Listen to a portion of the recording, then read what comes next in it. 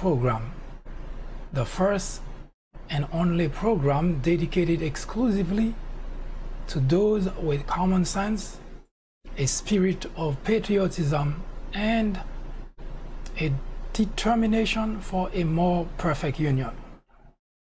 Today, we're gonna continue the debate, the discussion regarding the similarities and the differences between Donald Trump, US President of the United States, and Adolf Hitler, who was Chancellor of Germany in 1933.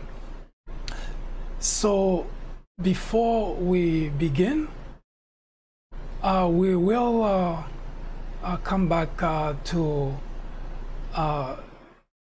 give you a brief overview of what we brief refreshing of what we discussed last time,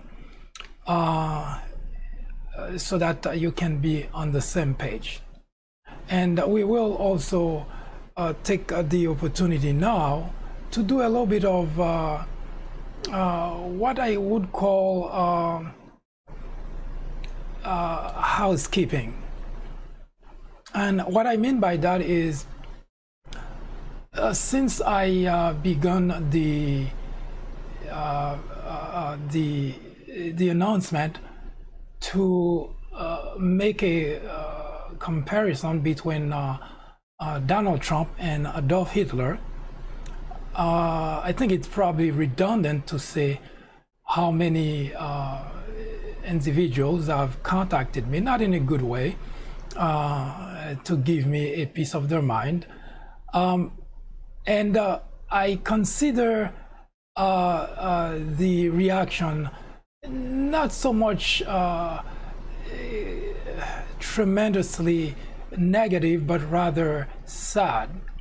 And the reason I said that is because I never have any argument, debate, or discussion regarding which party any individual decide to support or not, because ideologies, just like religion, are a very difficult thing to debate. It's a matter of preferences and wherever your state of mind is, and that's what you decide to where you decide to be. However, I find it sad because of the fact that most of the conversation that I had with most of the people who actually oppose the very idea of discussing the similarities between Donald Trump and Adolf Hitler, I found that their reactions are very much based on a very high level of ignorance. And I say that, and I will address that particular statement shortly. But let's take just a short break. We'll come back to talk about it. And until one is armed with the level of knowledge that is necessary in order for you to have a discussion about any topic, any argument just prove not only ignorance, but also a lack of desire to learn. So, and the very purpose of this, which we will talk about too shortly when we return. So hang on for a minute or two. We will come back to discuss, is it fair to compare Donald Trump with Adolf Hitler? I am MD, and this is the Fourth Branch program. The United States of America is in a serious crisis. The biggest problem, the crisis that the country is going through now, is to have a network that's called itself news, but that says nothing about news. That's only telling lies, create controversies, and at the same time educating millions of people to stay or become ignorant. There is nothing that is said by Sean Hannity, there is nothing that is said at Fox that is true. So when I say the country is in a crisis, this is not an exaggeration.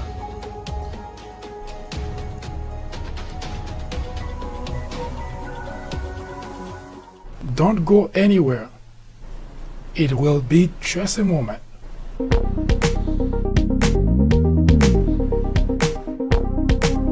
Join me here on the fourth branch at 10:30 a.m. and 6:30 p.m. every Saturday.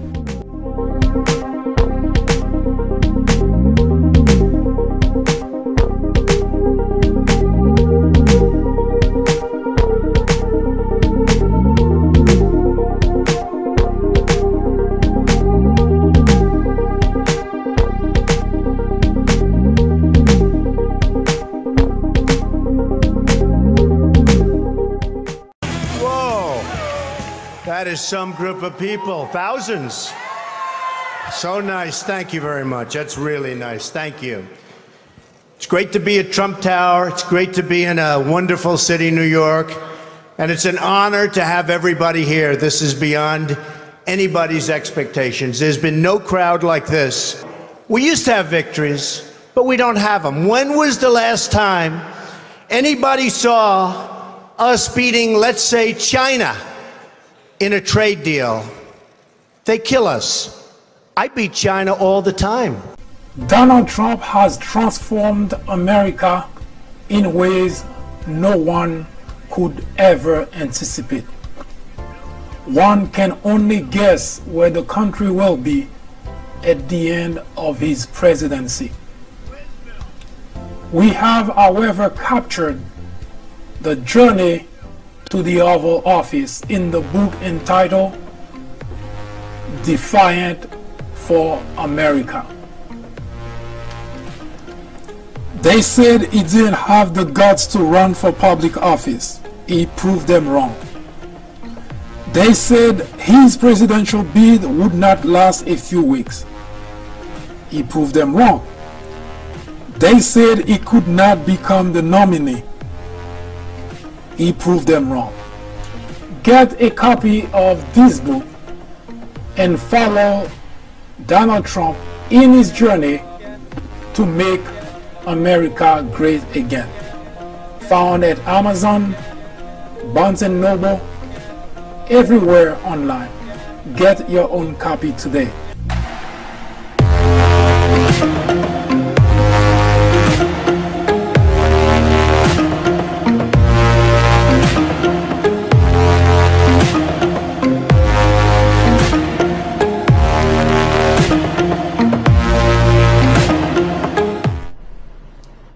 Hello again, I am MD and you are on the fourth branch program.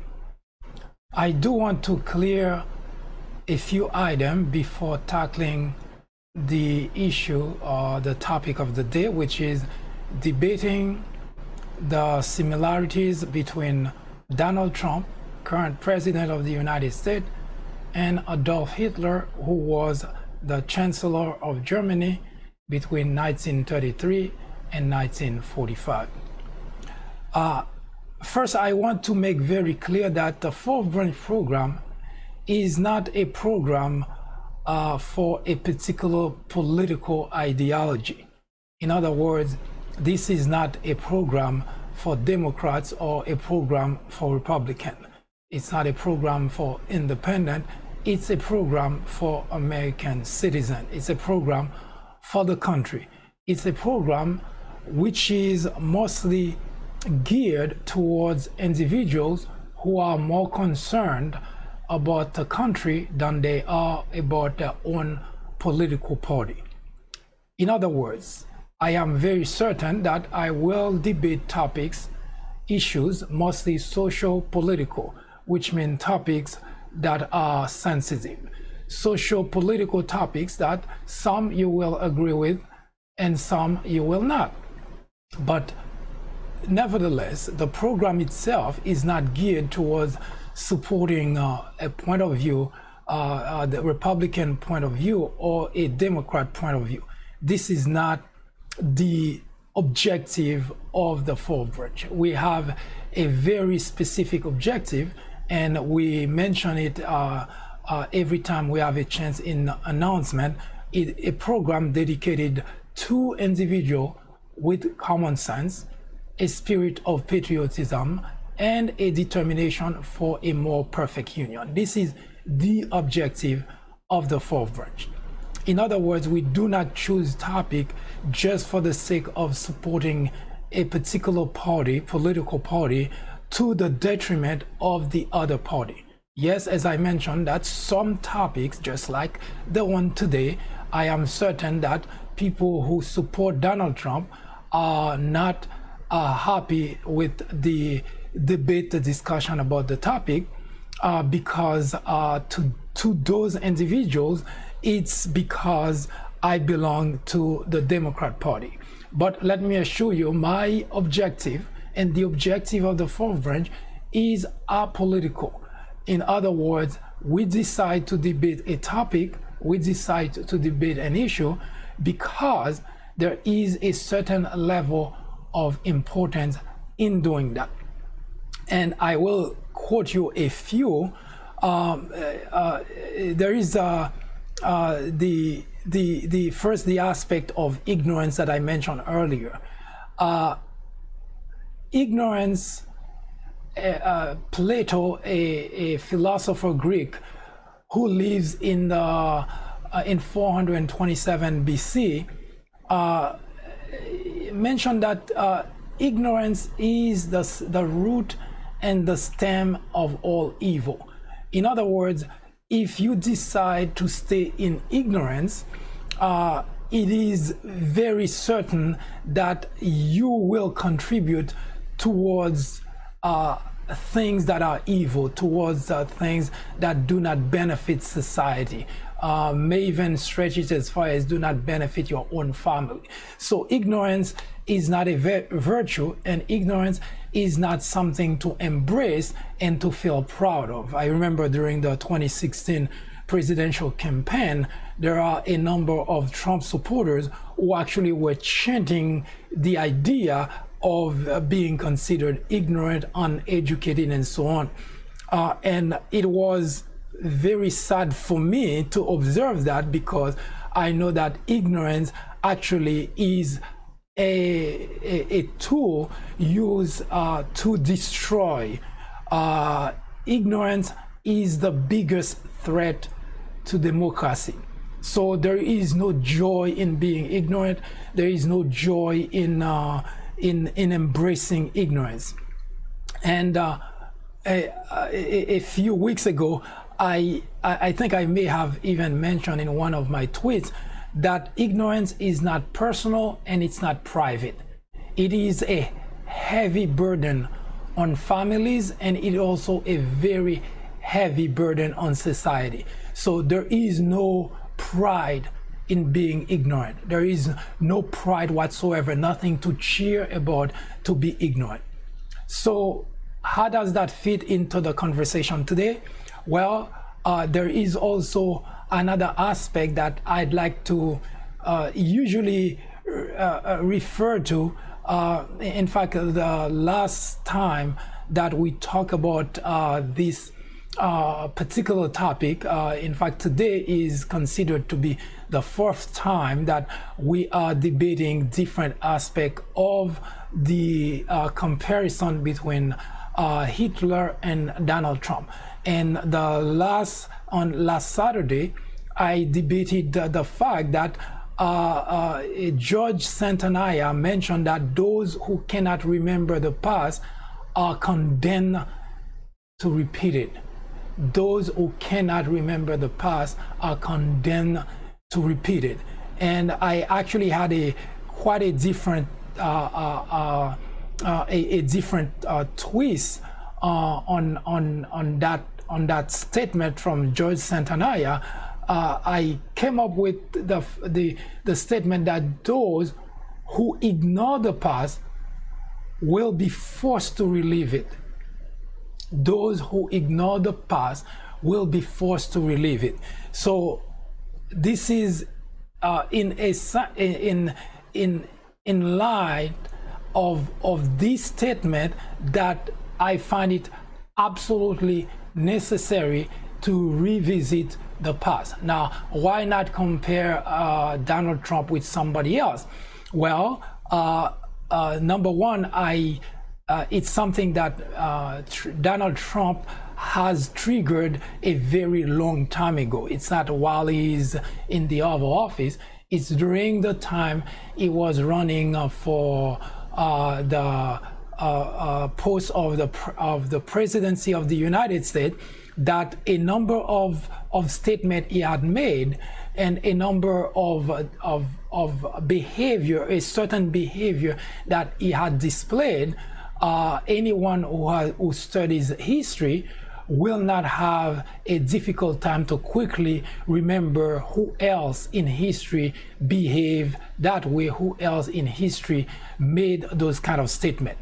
And one of the gesture that, as you see on the announcement itself, where I parallel the picture of Adolf Hitler with his arm extended like in hell, in a Hail Mary, and Donald Trump doing the same thing to an audience who was at his rally. So that's since then I was researching various aspects of the personality of Donald Trump, and having studied world history, of course I had to refresh, to do a kind of a refreshing of the material that I learned at school, to kind of find where does Donald Trump fit in that picture. How is he compared to Adolf Hitler? Now, comparing Donald Trump with Adolf Hitler is fine, but to what purpose?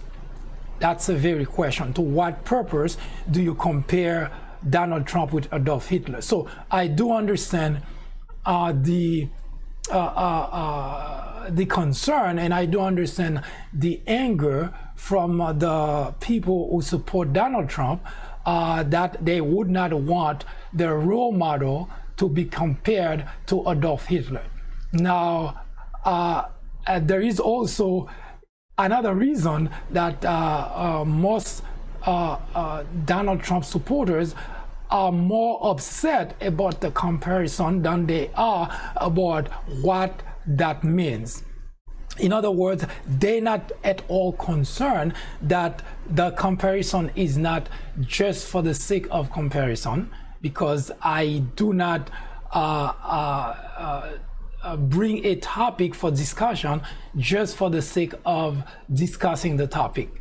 As I mentioned in the very beginning of this project, that the purpose of the project is not for the sake of discussion, and it's not news either, because all other organizations, broadcasting organizations, newspapers, digital papers now, all of those entities are there reporting the news, analyzing the news, and so on. Now, every now and then, I may find myself in a predicament of tackling some information that are on the news and trying to parallel it with a topic, or rather insert it in a topic, and at least conclude as to what that means in terms of our lives. Because the very point of the Fourth Brain Project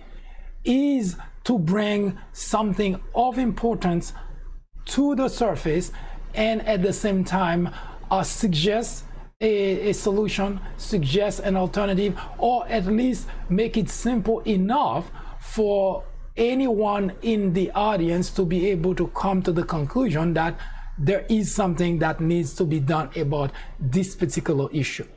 So really, that's the outline of the project. So if you are a Democrat and you think because I am debating I'm discussing the comparison between Donald Trump and Adolf Hitler, and that's great because it makes you feel good, or if you're a Republican, it makes you feel bad.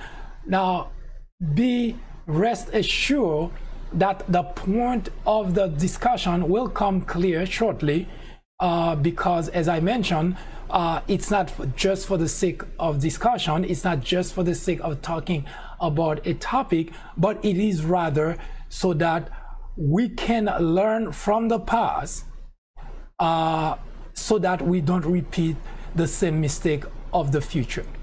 Now, I'm not under any illusion that anybody and everybody who happen to be lucky enough to stumble on this particular discussion, I say lucky, it's because it's with the there is a sea of video out there. There is no lack of video that are made on a daily basis and that are all available to everybody. So when you stumble on something that can be used for the purpose of furthering your life, of improving your life, or at least helping you change something in life, change something in society, I call it luck, because in this particular environment that we're in, this particular topic, the comparison between Adolf Hitler and Donald Trump, is of tantamount importance for the environment, for the political environment where we at. Again, it is important because those who ignore the past will be forced to relive it. So we cannot ignore the past, because the past, we cannot live in the past, because it would defeat the whole point of living. So we cannot live in the past, but we cannot dwell in the past, but we should learn from the past in order to prevent repeating the mistakes of the past. I will say one thing before we go take a short break and come back in full-fledged with the discussion. A number of people that I talked to, a number of people that I had a conversation with, including those who have chastised me for even bringing the comparison between Donald Trump and Adolf Hitler, I have noticed something that's actually very troubling. Of course, another sad observation of ignorance, that most individuals today, with the internet, you can easily go online and Google anything and find and dig some information about that particular thing, that particular individual, that particular period. But despite that fact, I found it extremely troubling that most individuals seems to only have a very superficial understanding of who Adolf Hitler is. So, and in fact, that was one of the reasons that after observing or following and Donald Trump since the day that he actually made the announcement that he was running for the presidency of the United States, since that day, I have been following Donald Trump in his path up to the point that he became the president of the United States. And everybody, in fact, before, and I may have mentioned that before even those people today who are hardcore supporters of Donald Trump, at the time that I suggested it was actually good for democracy in the United States for Donald Trump to be listed among the contenders for the presidency, when I mentioned that in an article, none of those people actually was behind Donald Trump, which is kind of ironic, isn't it? That now some of those people, a few of those people, now are coming to bash me, to lambast me about discussing Donald Trump or comparing Donald Trump with Adolf Hitler. Even at the point, I wrote at least 3 articles where I made the case for the importance of Donald Trump being part in the race for the presidency of the United States. For sake of information, I must say, in all fairness, that I also did later on make it clear that I would not for anything in the world wish that Donald Trump became president of the United States. So of course, all that was discussed really in great detail to explain why I take certain position at some point and other position in other time. But the point I'm trying to make is most of those people who actually feel now that there is so much hardcore supporters of Donald Trump and without any knowledge whatsoever of to what that comparison entails, they already all gung-ho about cursing me, chastising me. In fact, they even hurt my feeling because a number of them who were my followers on Twitter, they had dropped me.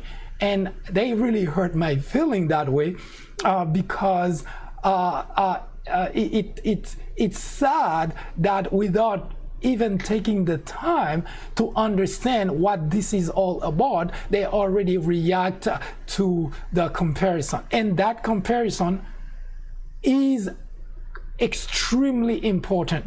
It's extremely important because, I will repeat it again, those who ignore the past will be forced to relive it. And the past about in history, the past about Adolf Hitler, the gentleman that we are comparing Donald Trump to, is not someone that you would want to find out that the current president of the United States, the person who sits in the Oval Office, has anything that's similar to Adolf Hitler. So you want to find out that, is that even possible? Is it fair? Or is it one of those damn liberals who decide to smear the president of the United States? Well, I will say this. Number one, the Fourth Branch Project is not political. It's apolitical. Well, I say that it's not political. I take that back because we discuss socio-political issues. But the point of the discussion is not to take Democrat side or to take Republican side. Is to provide information so that individuals who are more concerned about the country, individuals who are patriots in the sense of patriot, not just saying they are patriot, but individuals who are patriot. In other words, individuals who are American first, not Democrat first, not Republican first, but American first, can draw from the information and decide, okay, the country needs to take a different direction, or the country is in the correct direction or is in the correct path, and we should support or we should remove our support from. So this program is not made for just anybody, and I'm not under any illusion that anybody or everybody who hears the program, even if they were to find out that the conclusion is actually accurate, and we rely exclusively again on facts because we go and dig the important aspect of history and come back with those information and then compare with what is currently going on today in history. So we compare history of the past with history of today, and we let this information be the guide to say, okay, what can possibly happen? Now, I'm not under any illusion that most individual will do the right thing, because history already taught me that it's never always that simple. In fact, I can cite you a few examples right here in the United States of America, where a civil war happened in the United States because there were millions of people, actually people who are here in the country, American citizens, people who consider themselves patriot. Now, millions of those people were on the wrong side of history. They fought against ending slavery. So when I say that, I'm not under any illusion that most people who actually listen to this video or who is watching, people who are currently watching now, I'm not under any illusion that people are just gonna take those facts that we will discuss in a short little while and say, well, we need to do something about it, because history taught me that most people are almost always inclined to take the wrong side of history. So they did that during the time that slavery was to be ended. They did that when, during the passage of the Civil Rights Act, it wasn't unanimous that in Congress everybody voted to pass the Civil Rights Act. It wasn't unanimous that everybody in Congress and the Senate actually went along with passing the women's rights, and so on and so forth. So there are always people, there are always individuals who actually stand on the wrong track of history. Now, the very question is, why? Why would someone who have knowledge stand on the wrong side of history? Now, of course, they can come up with all kind of excuses or explanation for that, but logically speaking, there is never any reason for anyone to stand on the wrong side of history. When it was time to end slavery, it was time to end a practice that was inhuman. So why did we have millions of people, quite hundreds of thousands of them, or rather tens of thousands of them, lost their lives to try to keep something they were doing that's wrong? So I'm not under any illusion when I actually talk about this particular topic, comparing Donald Trump with Adolf Hitler, that everybody will see it logically, because not everybody is logical. And I already learned that. There are millions of people living right here in the United States of America who are living on the wrong side of knowledge, who are living on the wrong side of history, and who will always take the wrong side of history. And the big factor to that is ignorance. Now, I explained last time that ignorance doesn't mean the individual didn't go to school. Ignorance doesn't mean the individual didn't have a college degree or didn't even go to high school. In fact, most of the people who display a high level of ignorance are people who have college degree, master degree, some even a PhD.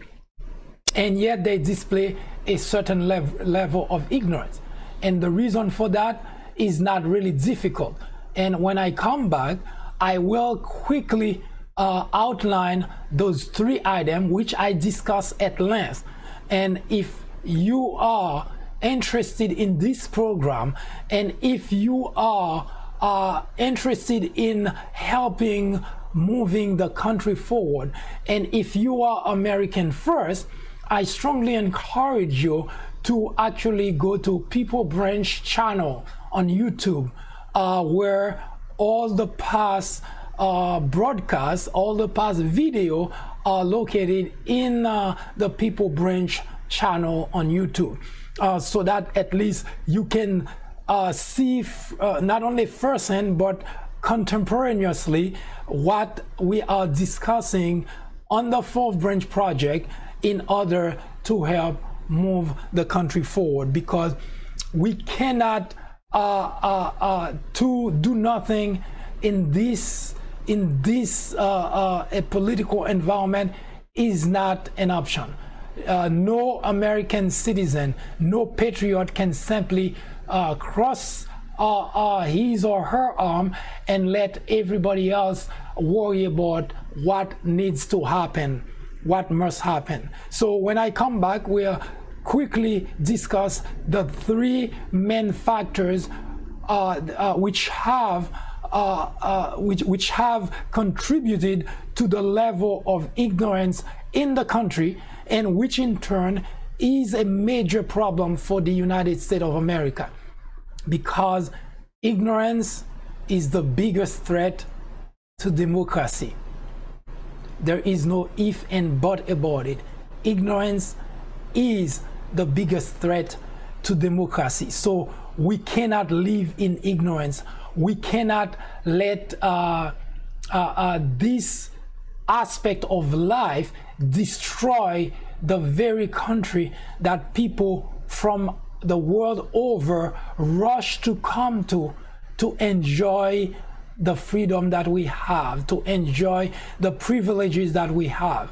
And all that is made possible because of democracy that we have in the country. So democracy is a major factor which has attracted people from the world over. And I just mentioned that ignorance is the biggest threat to democracy. Any democracy, ignorance is the biggest threat. And I also just mentioned that there is a high level of ignorance in the country. So if you put two and two together, it should be obvious where I'm leading to. Ignorance is the biggest threat to democracy, and ignorance is rampant in the United States. Now, what's causing that? Again, when we come back, we will address the three factors that causing ignorance in the United States, and we will move on very quickly to talk about the topic of the day, which is, can we compare Donald Trump with Adolf Hitler? You are watching the Fourth Branch program. I'll be right back. In 1996, a small network by the name of Fox News was launched with just 17 million viewers.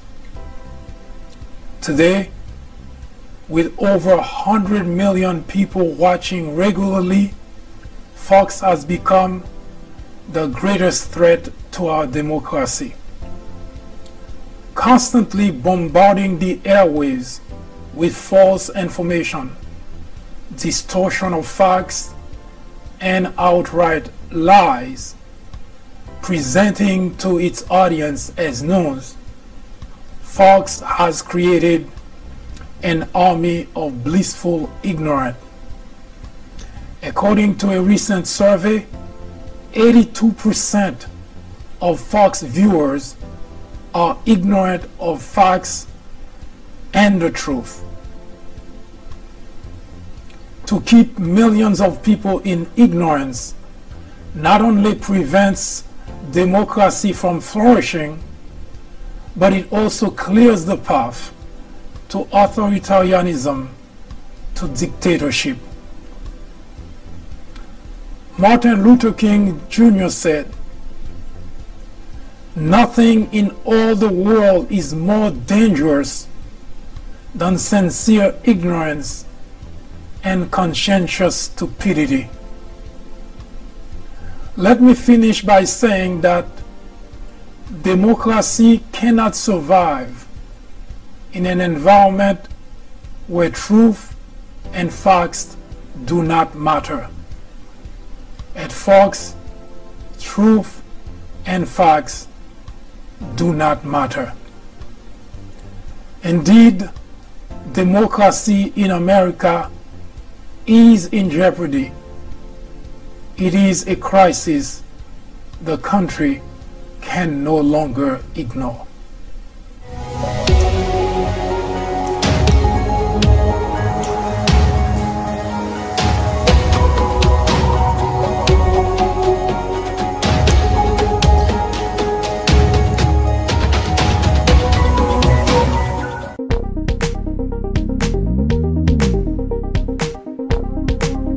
join me here on the 4th branch at 10:30 a.m.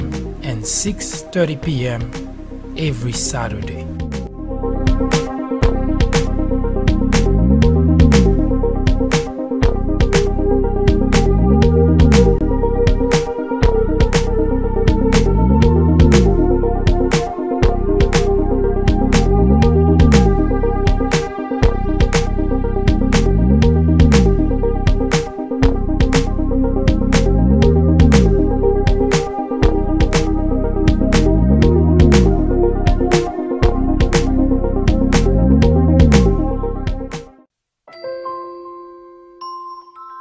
After reading several books based on presidents and on Obama specifically, I found that they're typically partisan. The Obama legacy targets the heart of the issue by giving credit to the president where it's due, but definitely coming down hard on Obama on his bigger failures, like his handling of the Syrian crisis. If you are in college, going to college, you are an educator, a faculty member, or someone with interest in government or politics, The Obama Legacy is definitely a book to read. My professor recommended The Obama Legacy. A friend actually recommended The Obama Legacy. I would highly recommend this book for anyone, whether for academic use or leisure reading. I would recommend this book to anyone out there searching for an impartial and unbiased look into Barack Obama's tenure as president. I would definitely recommend this book as a good read for both liberals and conservatives.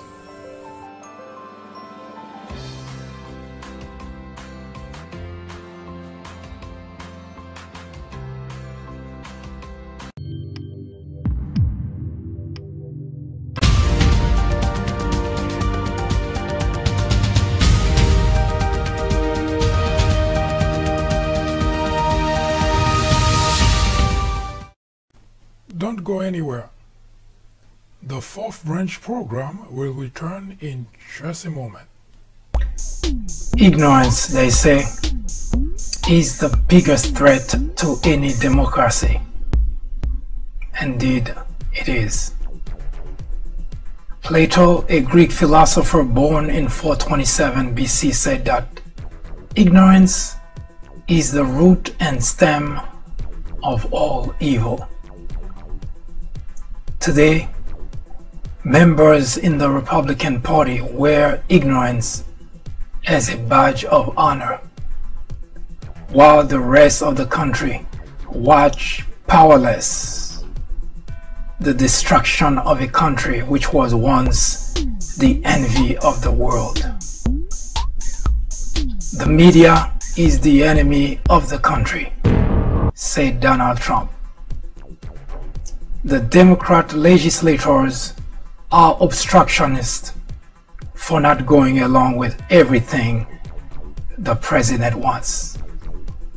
The Department of Justice is biased for investigating corruption in the Trump administration. This is the United States of America. Any question?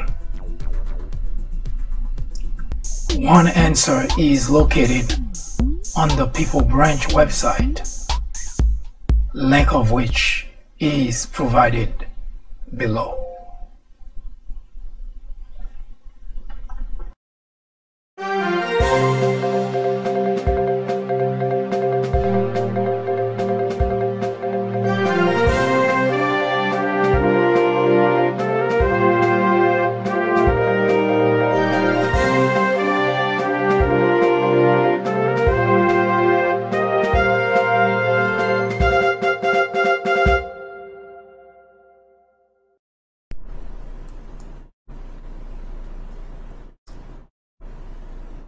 There are three major aspects which creates ignorance, or which helps spread ignorance in the United States. Three major aspects. Again, I discussed it before, so I'm not gonna spend a great deal of time in it, but I'll just provide a little bit of refreshing into the topic. All broadcasts, all videos past videos are located on the People Branch YouTube channel. So if you are interested, this is where to find them. Again, the People Branch is not a Democrat, is not a Republican program. It is a program dedicated to those who are American first. Now, you may have seen in one of the video, actually in two videos, where I made mention of the word ignorance, and I even wrote a few articles to that effect. In the very first video, I mentioned that 82% of Fox viewers, according to a survey, 82% of Fox viewers are ignorant of facts and the truth. This is alarming. It is very alarming because those same individuals are the ones that one cannot have any logical conversation, any rational conversation cannot be held with anyone who actually is a faithful audience of Trump, a faithful audience of Fox. And the reason is because day in, day out, they hear the exact same thing. They live the exact same thing. It becomes almost a brainwashing, 24/7 brainwashing session. So it is very difficult if you take any of those individuals and you remove them from the Fox brainwashing environment, it's not possible to have a conversation. So Fox is the primary and the major culprit in spreading ignorance in the United States of America. And I don't say that lightly, because when you have a network with well over 100 million people regularly watching that network, and what they're getting out of the network is falsehood, distortion of facts, they very rarely take something and discuss it. And I'm not referring to people who have a mindset and ideology like discussing something that you would call this is what Republicans believe in. That's not what I'm referring to.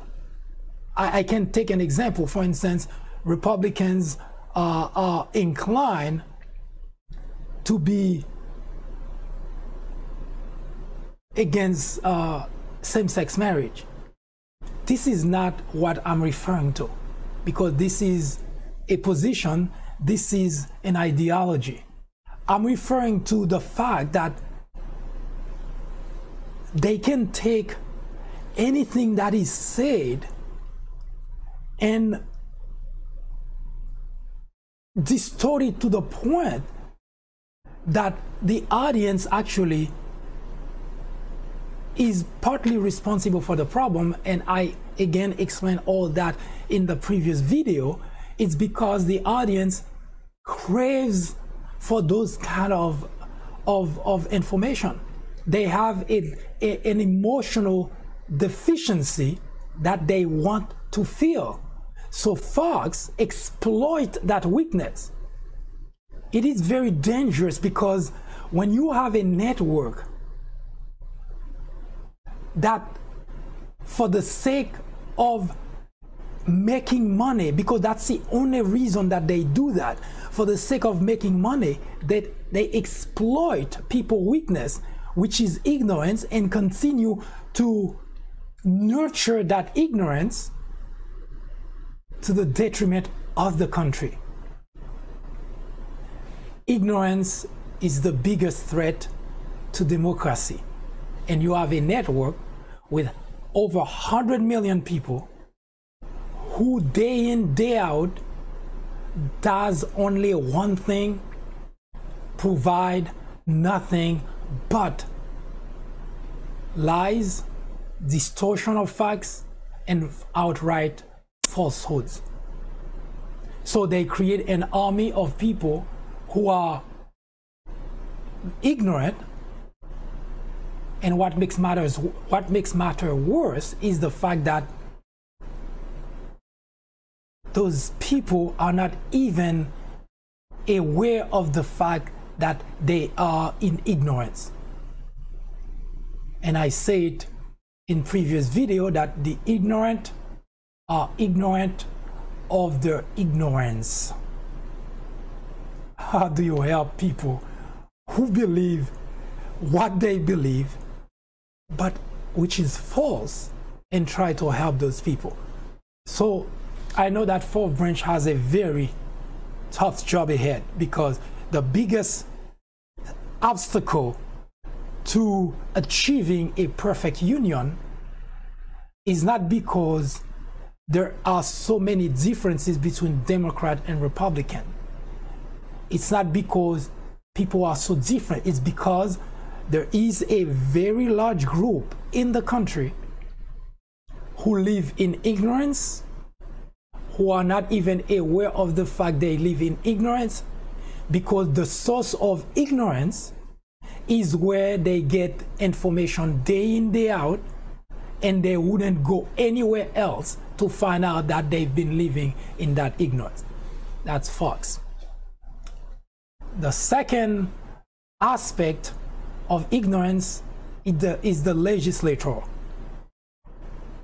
Now that may sound a little bit weird, and by legislators I really mean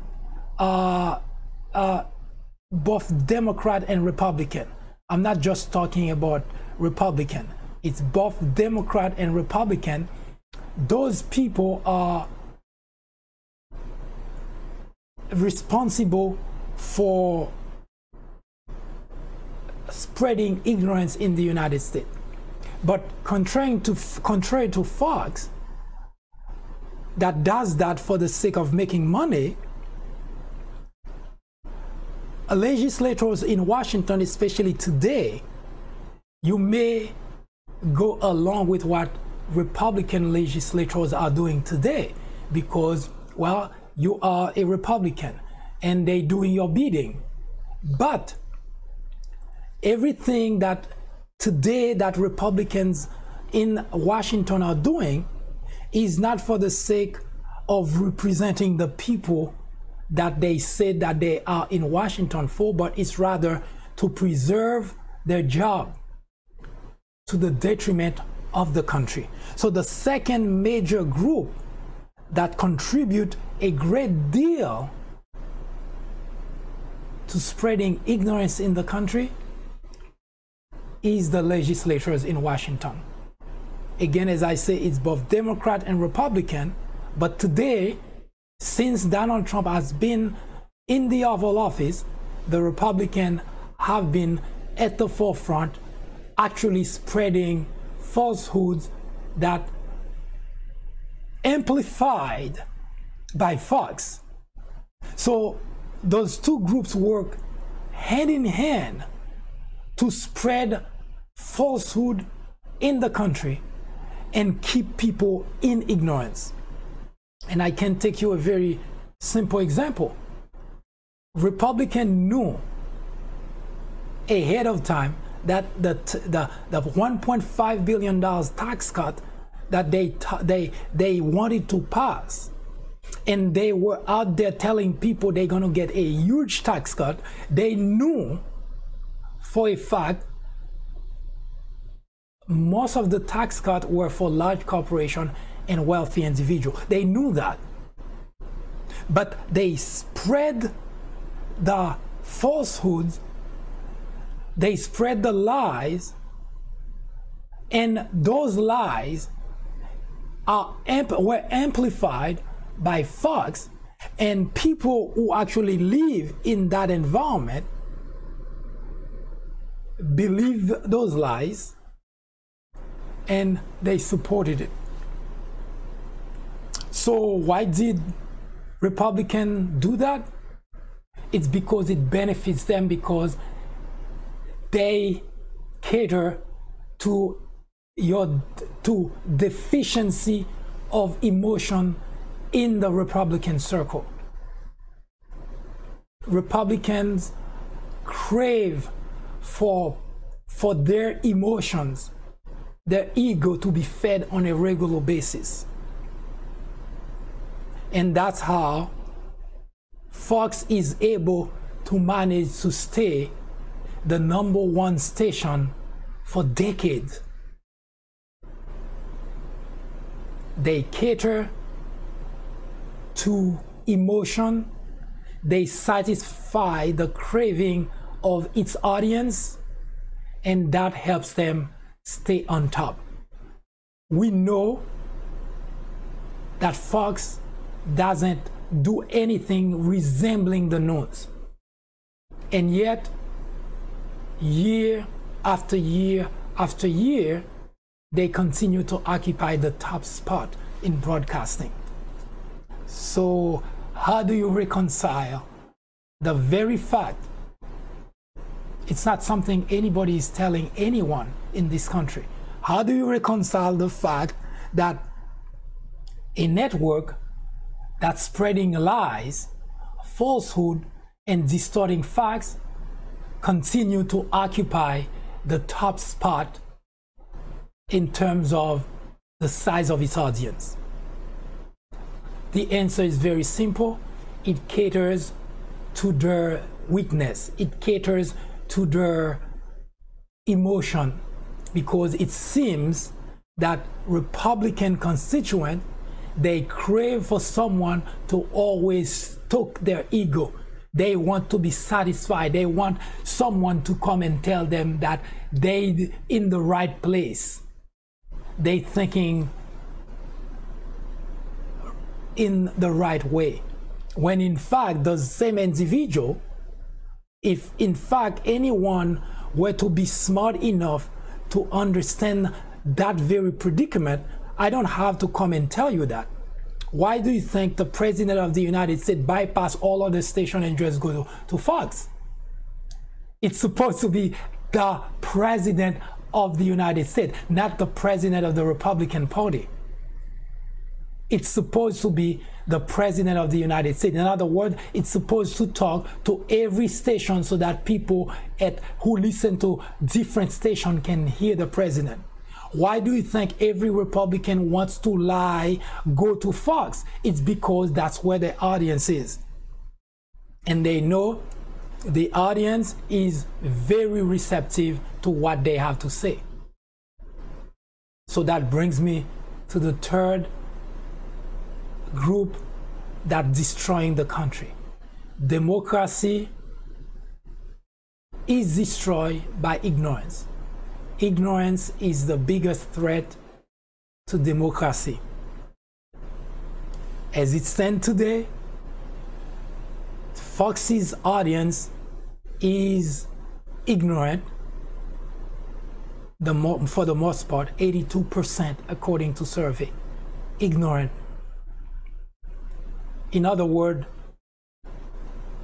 our democracy is in serious jeopardy.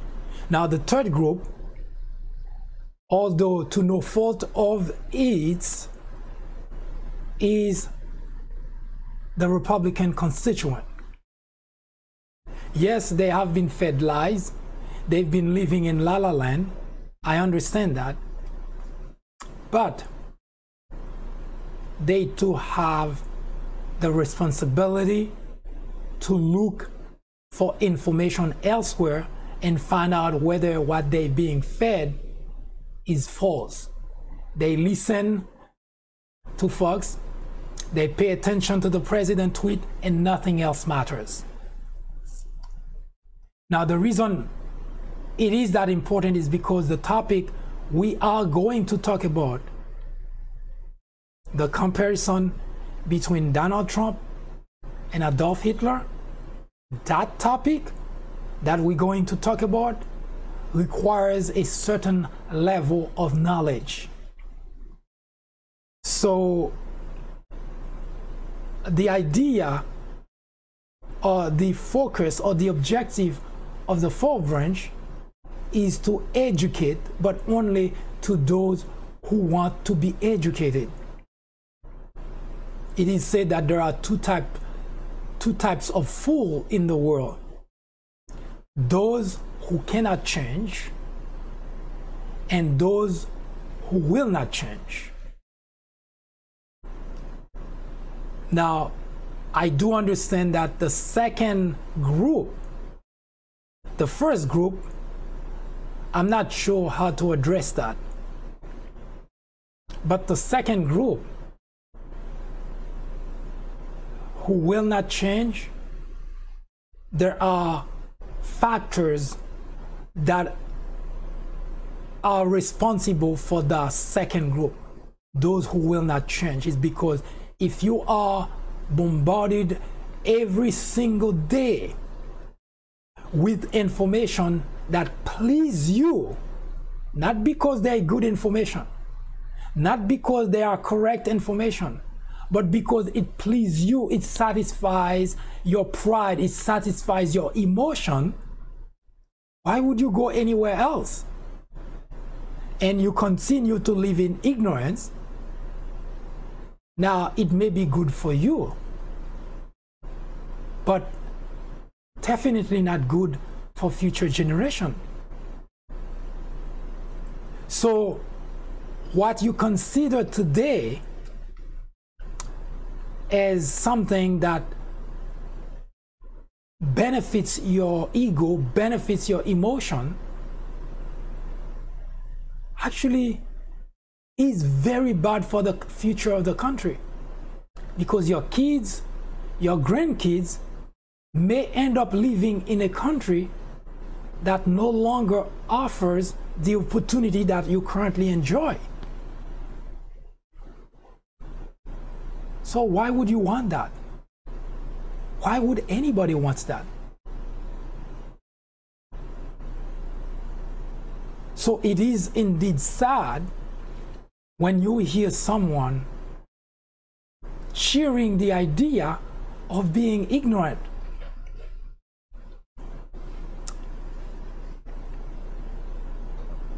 And the worst part is when you talking to an ignorant person with a college degree, the job becomes twice as hard. An ignorant with a college degree. That doesn't mean people without a college degree are easier to talk to. And I want to make clear that the fourth branch is not about you having to agree with everything that we say, because we try at best as possible to bring to the conversation information, some of which can be easily verified, and conversation that would stand the test of logic. That's what we try to bring, not an ideology, not a political partisanship. Again, as I mentioned, and I will repeat it as often and as much as I have the privilege to host this program, that it is not about convincing you of an idea. It is not about convincing anyone of an idea. It is not about convincing you to become a Democrat or to become a Republican. It's about telling you how important it is to be an American first. Being a Republican satisfy your ego, satisfy your emotion, satisfy your fragile emotion temporarily. So you need someone to constantly helping you feel good. That's why you prefer lies over information, correct information about truth. That's why you argue even when you see that where you at, what you're doing, or your argument is wrong. It becomes how about that person. It's easy to spot when someone who is ignorant of a particular situation, of a particular topic, it's easy to see when they lose the argument. It's always how about this other thing. The minute you see that, this is a very important sign to look at whenever you're having a conversation with someone about the country, about politics, about social issues, about anything that help perfect the union. Once you start hearing about that individual, about that person, you know the individual recognizes that you are right and he or she is wrong. So in order to model the argument, the discussion, the next step is how about. So we're gonna come back and we're gonna discuss, can we compare Donald Trump with Adolf Hitler? And what is the purpose of doing that? Stay tuned. We'll be right back. The United States of America is in a serious crisis. The biggest problem, the crisis that the country is going through now, is to have a network that's called itself news, but that says nothing about news. That's only telling lies, create controversies, and at the same time educating millions of people to stay or become ignorant. There is nothing that is said by Sean Hannity, there is nothing that is said at Fox that is true. So when I say the country is in a crisis, this is not an exaggeration.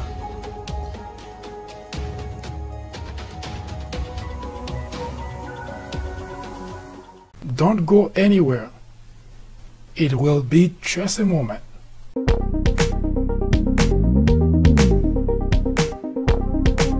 Join me here on the 4th branch at 10:30 a.m.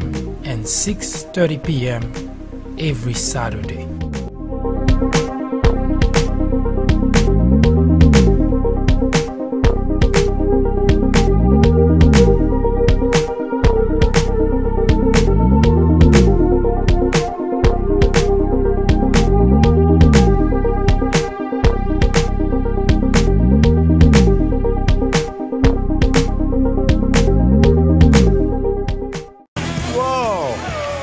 That is some group of people, thousands.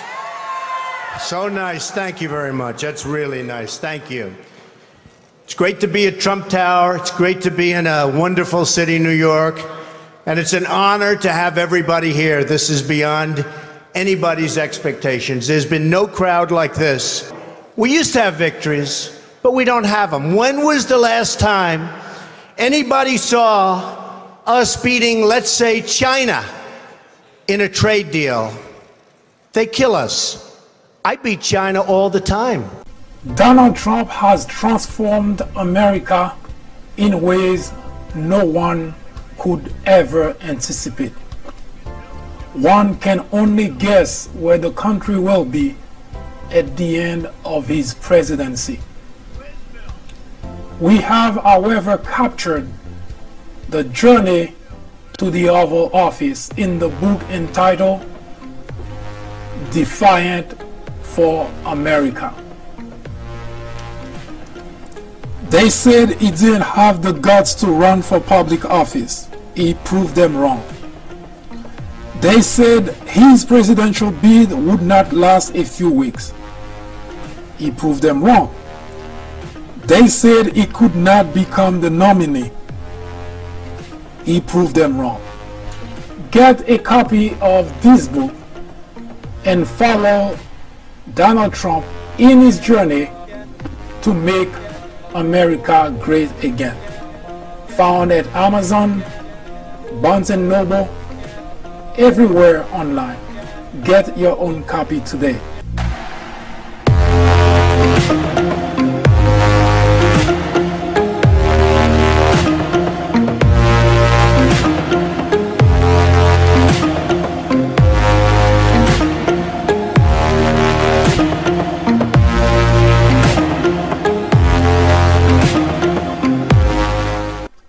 Ignorant are ignorant of their ignorance. Now this is a recipe for disaster, because you cannot even reason with someone who's already so deep into his or her ignorance and try to make a light of it, because they heard something on Fox said by Sean Hannity, Fox and friends, and this become the base for conversation. This become the foundation of their knowledge to argue with other people. How do you convince an ignorant person who is ignorant of his or her ignorance that he is ignorant? How do you do that?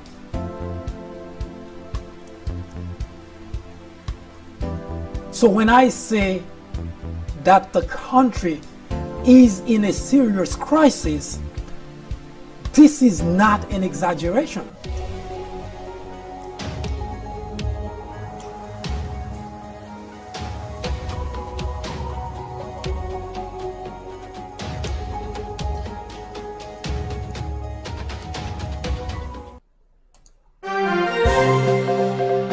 Hello everyone, I am MD and this is the Fourth Branch Project, the first and only program which is dedicated exclusively to those with common sense, a spirit of patriotism, and a determination for a more perfect union. The Fourth Branch Project seeks to emphasize country over party. Its primary objective is to restore interest in civic duty and involvement in social, political issues, discussion, debate, which might impact lives in this generation and quite possibly in future ones. Put differently, the Fourth Branch Project is a journey towards restoring America's greatness, where patriotism is the foundation of every decision, every policy, every word, every action. Said differently, it is a journey to save democracy in America. Stay with us. We will be right back.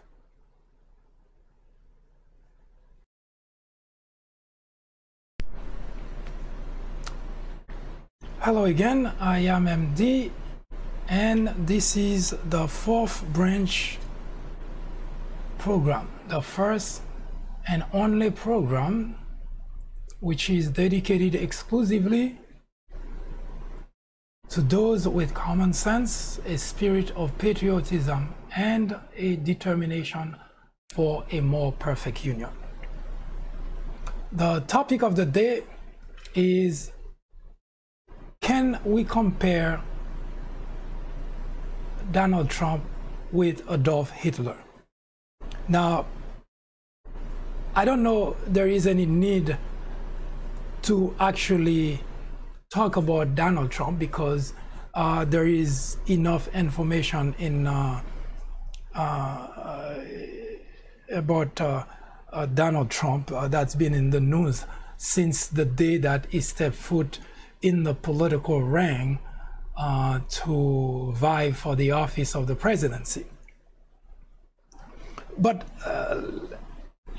one aspect I actually want to talk about very quickly is the rise of Adolf Hitler to becoming Chancellor of Germany.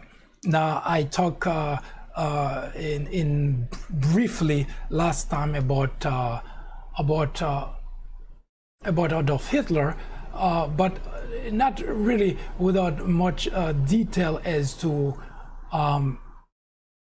how did it come about. And one of the things that always I guess I always feel it's necessary for anybody that who is interested in studying a particular individual should have a certain level of understanding as to why a particular individual behave a certain way. Now, most people, whenever you mention the name Adolf Hitler, it's automatically associated with a monster in the past. A monster, if they can make the connection between World War II and Adolf Hitler, they make that connection. If not, they know he was a dictator, a monster.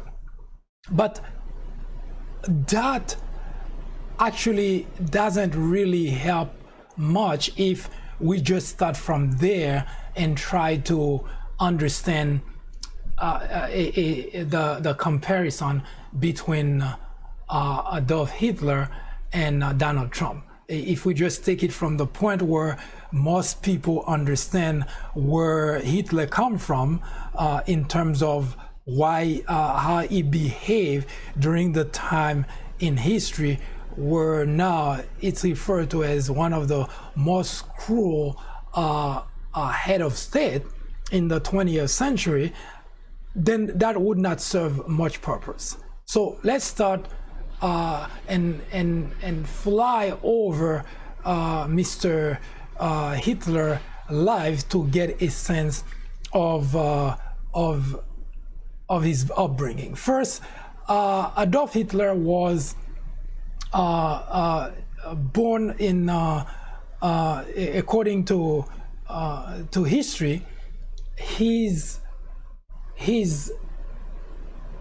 great-grandfather, actually it wasn't in Germany that Adolf Hitler was born. He was born in Austria, or part of actually Austria and Hungary, and later on history would tell you that that become actually part of Germany. But for sake of conversation, he was born in Austria, and his great grandfather actually was someone who no one would be able to look at his ancestors and decide that at some point that family is gonna give rise to a monster. It's probably always that way anyway in life in general, that you cannot look at somebody's lineage and say, we should have seen that coming. But one aspect I always try to understand, and which I'll make the point now and then come back to it later to discuss, and most likely much later to discuss a part of Adolf Hitler as Chancellor of Germany that's talked about a lot. So Adolf Hitler was born in 1933. Now, I kind of give you an idea of he's a baby Hitler. Now, like any other baby, if you look at this adorable baby, there is no way in the world that someone could be looking at that baby and assume or even fathom the idea that this adorable baby would later on become what we know Adolf Hitler was. Adolf Hitler was actually born on April 1933. Now, that adorable baby is Adolf Hitler. Now, there is something that happened. Of course, today we deal with this aspect of life differently, maybe because we are smarter. We have science has helped a great deal. But Adolf Hitler was born in a family of actually 6 individuals. 3 of them died pretty quickly after their birth. In fact, one of those siblings who died happened to have been a younger brother of Adolf. His name was Edmund, and according to history, that Adolf Hitler actually changed almost drastically when that happened. Now, again, as I said, today we would have said, well, maybe we take the kid to see a psychologist so that at least the psychologist can help with helping the child grow or cope over the death, whatever the case is. But the fact remains that he was born and in a family where 3 of his siblings died very early after their birth. And I think Adolf Hitler was 10 years old, if I'm not mistaken, when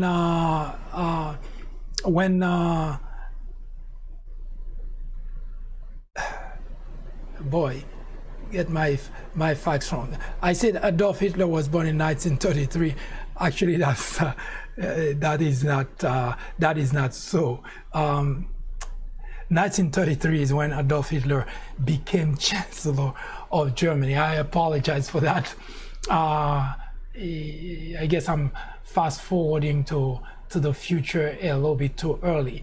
I think Adolf Hitler was born in 1891, maybe, around that time frame.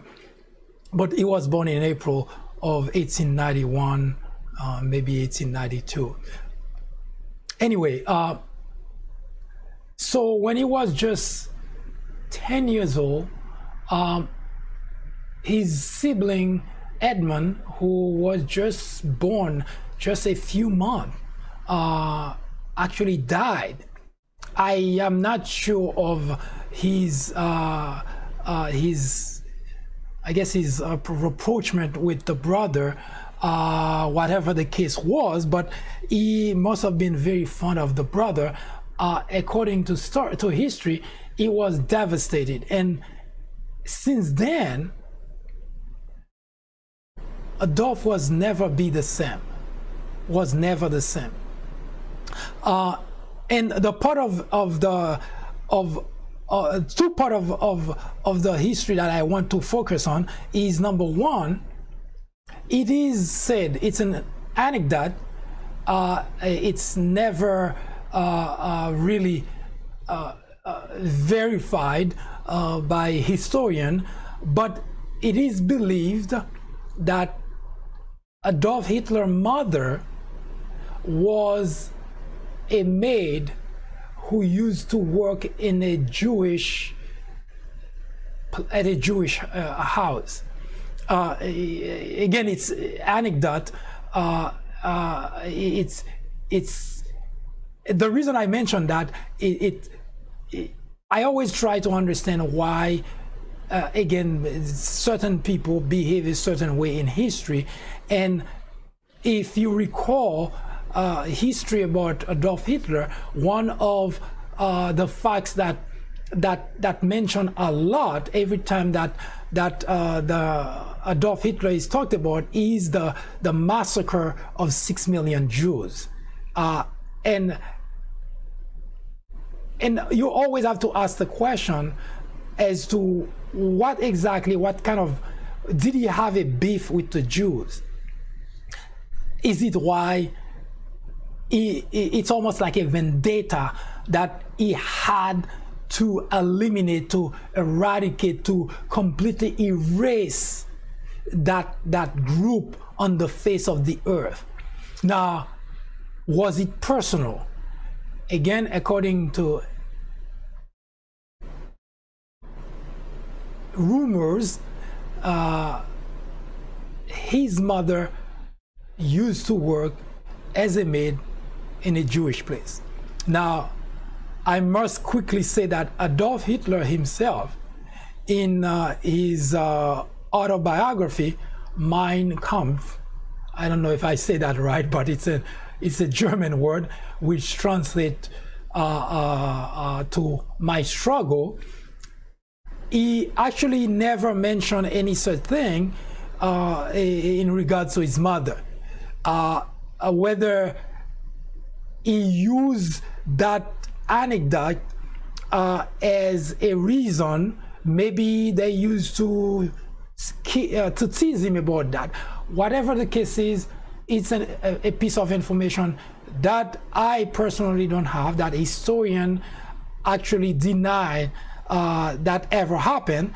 But for one reason or another, it's an anecdote that keeps going around and around, and I'm certain that during Hitler's time, it's something that probably as a kid he may have been teased about that.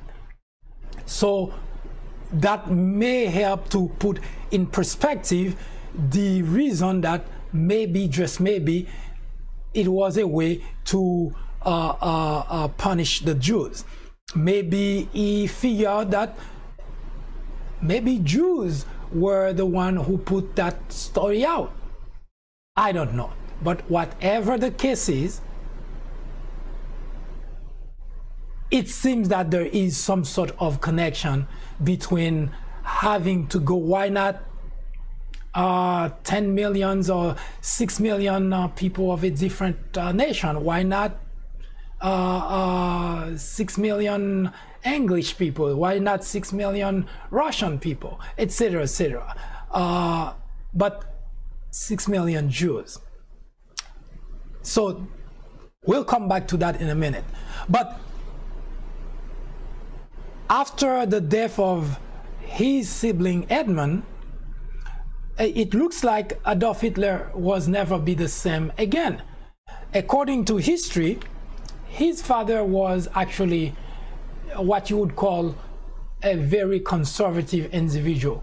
He wants his kids to go to school, to do well in school. In fact, he wanted Adolf Hitler, to follow his footsteps. I think the father used to work for some sort of bureaucracies in Austria, and at some point he used to take younger Hitler to his workplace so that he can get him accustomed to what he did, and hoping that Hitler would later on be doing those kind of things as well. But history told us that Hitler was not interested in those things. Interestingly enough, he was mostly interested in art. He loved to draw things, and if you really start following his footsteps, he's being rejected as he's going along, and he's having events in his life that in today's world it's a child who would have spent a great amount of time with a psychologist or a psychiatrist because of the life that he lived. First, he lost 3 siblings, younger age, adolescent, toddler's age. He lost those siblings. That's number one. And number two, he had a father who actually wanted him to be a certain way, and he refused to be that way. He wanted to be his own person. He actually loved art, and that's what he was doing. He was drawing, but the father kept beating him so that he would go to school and study something in the line of business that the father was in, so that he could follow the father's footsteps. So he, according to history, Adolf Hitler was doing pretty bad in school. He was a troubled child. Later on, we would learn, again in his autobiography, we would learn that, according to him, we would learn that he actually was doing bad in school because he actually wanted to do bad in school. He actually was defying his father. He wanted his father to leave him alone. In Mein Kampf, My Struggle, he himself said that he did that on purpose because he didn't like the idea that his father wanted him to be a person that he didn't want to be. Now, nothing unusual about that. We have a lot of that here. In fact, a lot of kids, a lot of children, they defy their parents. That doesn't make them susceptible to become another Adolf Hitler.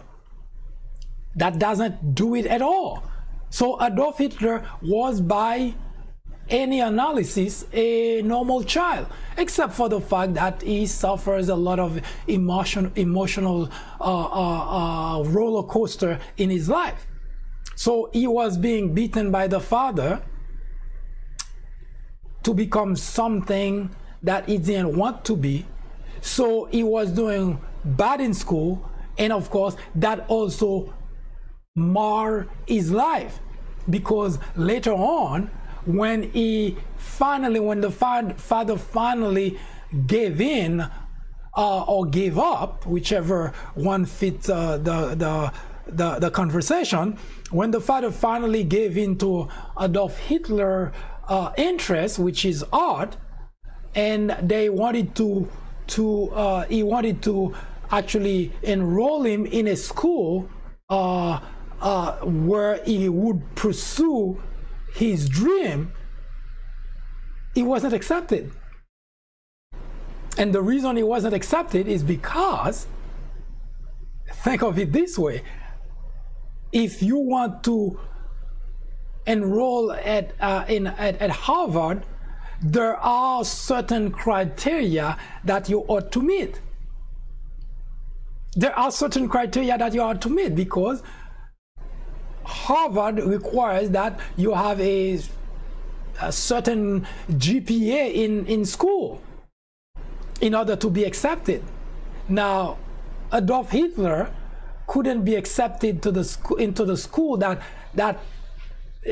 I guess would be considered one of the greatest schools where he would pursue the dream of his life, but he was rejected because he didn't have the grade.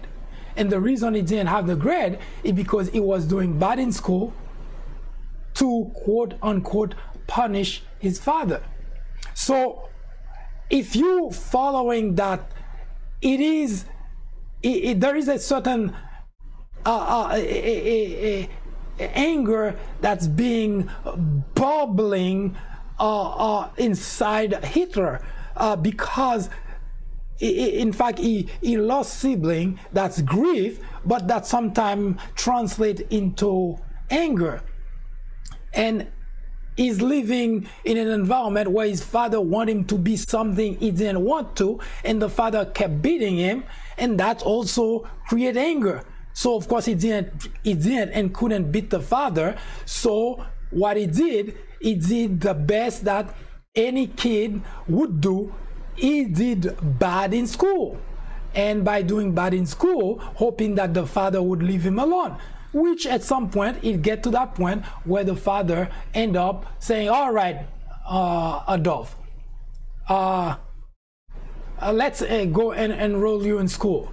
So try to do that. Now it got rejected. So needless to tell you, as you can see, he's getting angrier and angrier and angrier as time goes by, because of the fact that, well, things weren't going well for him. So he had a tough life.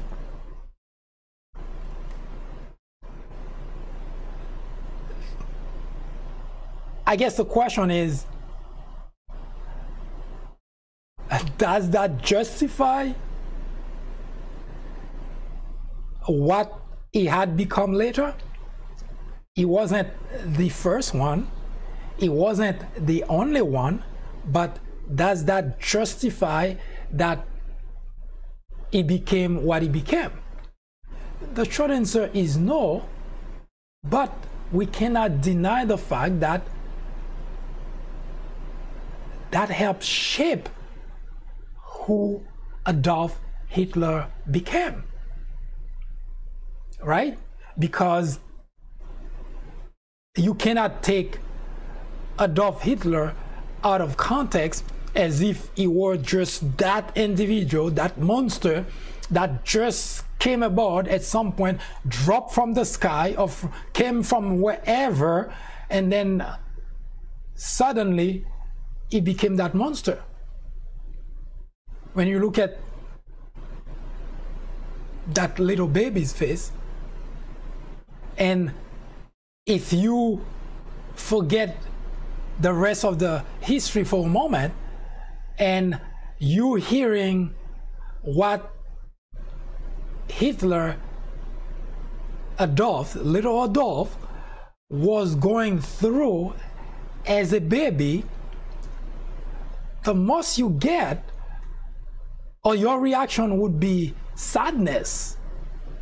Not anger, but sadness, that to see that from a very young age, from a very early age, you see that little baby start having problem. He didn't just lose one sibling at birth or close to birth. Lost 3 of them back to back. That is already a lot of sadness for a child. Now couple that with a father who wants things to be done his way, and of course being at school where your instructors see you as a troublemaker.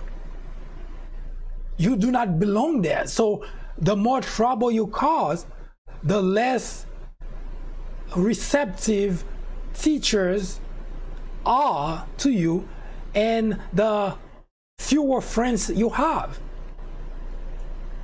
And also, the more angry you get. So Adolf Hitler is following a path, what I would call a destructive path, as a child, as an adolescent, and as a youngster, as a young man, is going through a series of problem in life that would shape his life. And to make matters worse, when he was just, I think, 18 years old, when he was just 18 years old, I think he was 17, 18 years old, his father passed. So Adolf never really had this life that would point to the fact that it would later become a monster. He had a very troubled life as a child.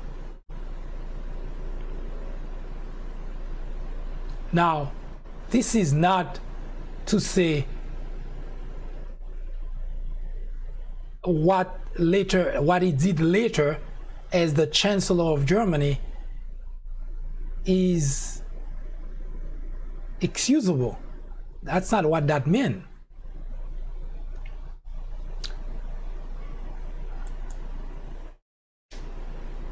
But it means that those events in his life would contribute to shaping his life. So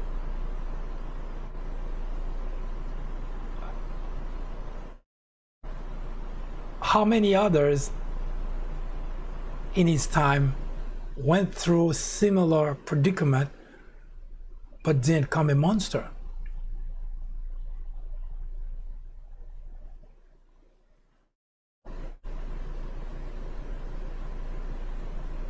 Well, we will take a short break, and when we come back, we will talk about Adolf Hitler's life in the armed forces. So we going through this process to present you the individual who later on became the cruelest dictator monster in the 20th century. So that to give you a sense of the action that it took, how did they come about?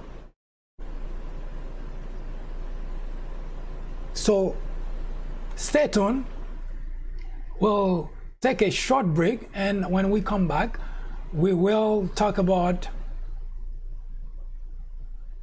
Adolf Hitler going in the armed forces. We'll be right back. The United States of America is in a serious crisis. The biggest problem, the crisis that the country is going through now, is to have a network that's called itself news, but that says nothing about news. That's only telling lies, create controversies, and at the same time educating millions of people to stay or become ignorant. There is nothing that is said by Sean Hannity, there is nothing that is said at Fox that is true. So when I say the country is in a crisis, this is not an exaggeration.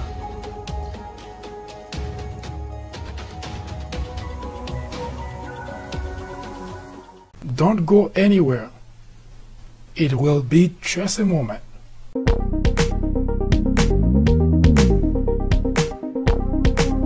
Join me here on the 4th branch at 10:30 a.m. and 6:30 p.m. every Saturday.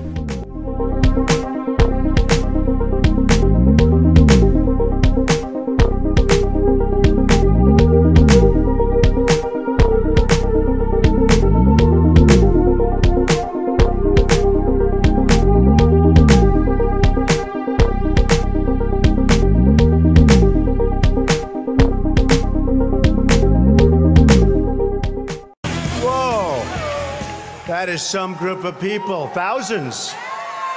So nice. Thank you very much. That's really nice. Thank you. It's great to be at Trump Tower. It's great to be in a wonderful city, New York. And it's an honor to have everybody here. This is beyond anybody's expectations. There's been no crowd like this. We used to have victories, but we don't have them. When was the last time anybody saw us beating, let's say, China in a trade deal? They kill us. I beat China all the time. Donald Trump has transformed America in ways no one could ever anticipate. One can only guess where the country will be at the end of his presidency. We have, however, captured the journey to the Oval Office in the book entitled Defiant for America. They said he didn't have the guts to run for public office. He proved them wrong. They said his presidential bid would not last a few weeks. He proved them wrong. They said he could not become the nominee. He proved them wrong. Get a copy of this book and follow Donald Trump in his journey to make America great again. Found at Amazon, Barnes & Noble, everywhere online. Get your own copy today.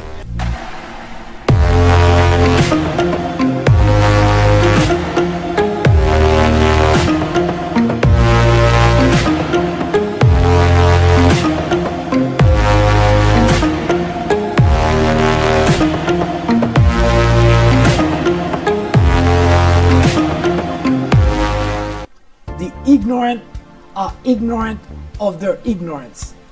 Now this is a recipe for disaster, because you cannot even reason with someone who's already so deep into his or her ignorance and try to make a light of it, because they heard something on Fox said by Sean Hannity, Fox and friends, and this become their base for conversation. This become the foundation of their knowledge to argue with other people. How do you convince an ignorant person who is ignorant of his or her ignorance that he is ignorant? How do you do that?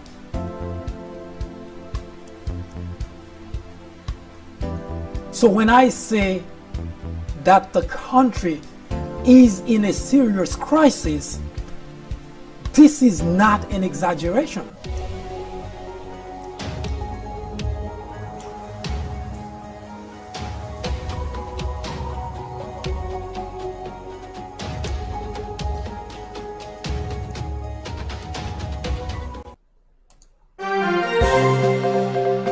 Hello everyone, I am MD and this is the Fourth Branch Project, the first and only program which is dedicated exclusively to those with common sense, a spirit of patriotism, and a determination for a more perfect union. The Fourth Branch Project seeks to emphasize country over party. Its primary objective is to restore interest in civic duty and involvement in social, political issues, discussion, debate, which might impact lives in this generation and quite possibly in future ones. Put differently, the Fourth Branch Project is a journey towards restoring America's greatness, where patriotism is the foundation of every decision, every policy, every word, every action. Said differently, it is a journey to save democracy in America. Stay with us. We will be right back.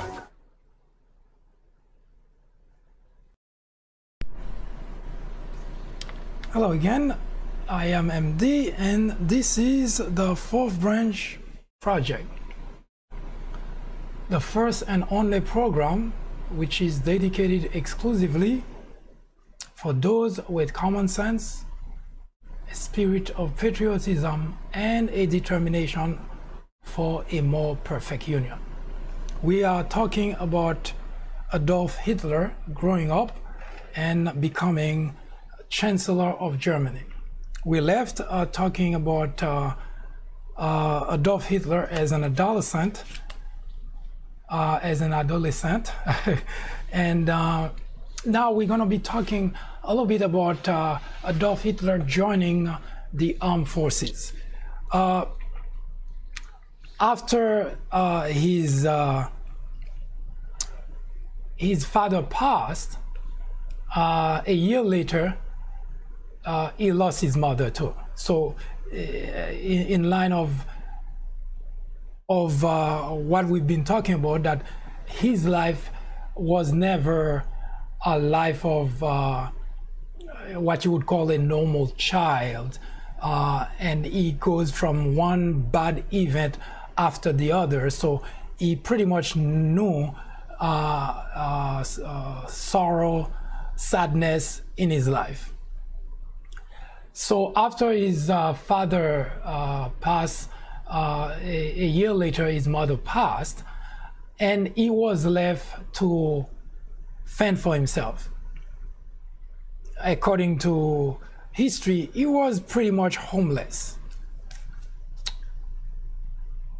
Interestingly enough, the very love that he had, which is love for art, was what he actually had to use to scrape for money in order to have a semblance of a life. In other words, he was crafting art, drawing things and selling them for what you would consider a few pennies, so that he could buy. Now, this is the part that I believe not that a previous part of his life had nothing to do with what Adolf Hitler, Adolf Hitler was shaped by those events. But if, in my mind, it's almost like filling a glass, and at some point the last drop is what's gonna cause the liquid to actually spill over. And in my analysis, it seems that it's at that point in Hitler's life that he actually was, I would say, philosophically shaped, because after he lost both of his parents, for a reason that I'm not sure I understand, I don't get anything. I'm certain that there are books that are written in terms of his two other siblings, but the time between him losing his parents and what happened later in his life, there was really no connection between him and his siblings. I'm not sure why, but in any event, after he lost both of his parents and scraping for food, literally struggling, homeless, struggling to survive, Adolf Hitler became what you would consider today radicalized. And by that I meant not by a group, but rather by his own understanding of the world. What he started actually framing his mind to blame a group for his condition. And if you guess which group, and I'm sure that you would be right. So he's struggling, he's on the street, he's homeless, he can barely make a penny to live, but day in, day out, he's watching the wealthy, the rich, laughing, coming from the movies, coming from the museum, buying, strolling. All that contributed to anger Adolf. And the very people that he observed doing that were the Jews. Now, remember earlier I mentioned that there were plenty of anecdotes that pin his birth to, rather the birth of his mother, that pin his mother to have been the maid of a Jewish family, which he denied on his autobiography. But whether that's true or not, whether he denied it for the very reason that he hated the Jews from the very onset, or he hated them because they had lavishing lifestyle, they were wealthy individual, and he was not, his family was struggling, or when he became homeless, that's when he realized that I'm struggling, I don't have a place to live, and look at those people, they have nice houses, building, the businesses belong to them, they laughing, they dancing, they going to parties, they doing things that from all aspects of someone who is homeless is not good. So that kind of predicament, coupled with his life who got shaped with sadness, anger, and now becoming framed out into this picture that is now watching as a young man. That gives him a purpose in life, because now he's looking that he may not be able to do much today, but he sure had a vision. And we know that, and we'll explain that shortly. We know that he had a vision. It's because of what he would do later on. Now,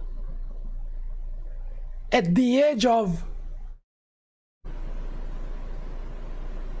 24, I believe, he joined the armed forces. So here is a guy that spent his life going through sadness, anger, misery, homeless, and now he joined the armed forces. That is a very dangerous combination. Now, granted, when you join a structured organization such as the armed forces, that shape you, and you may become a different person. You may become a very organized individual who sees things from a different angle, and now who is in a position to be able to change your life around and become whoever, whatever you so wish. Now that could have been two.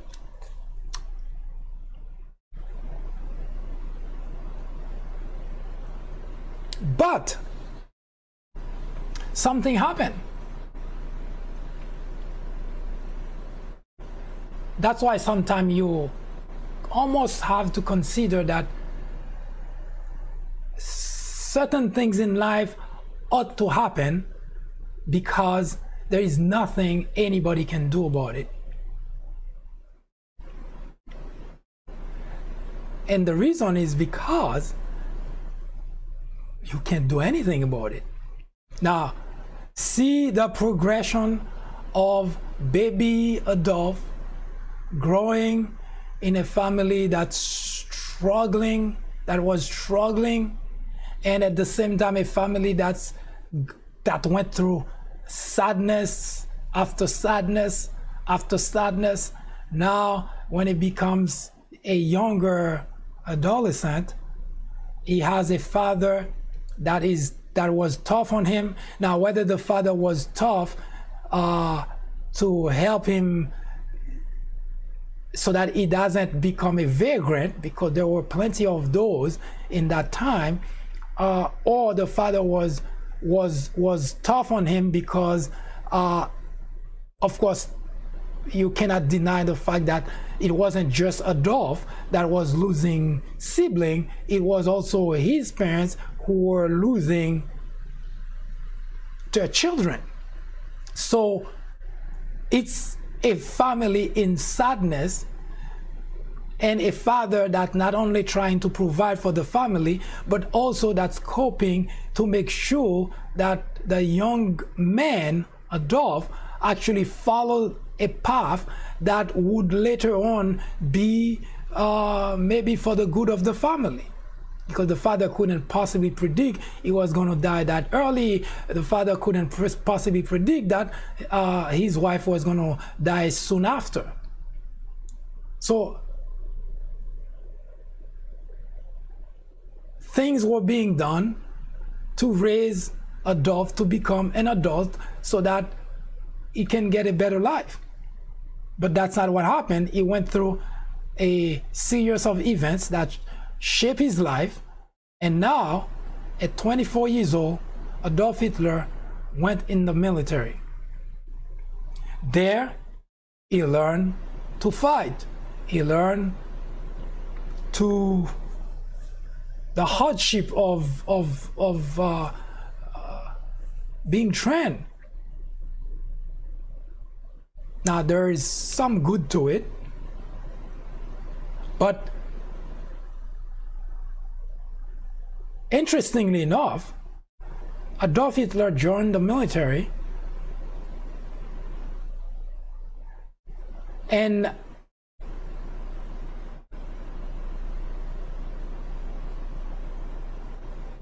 soon afterward,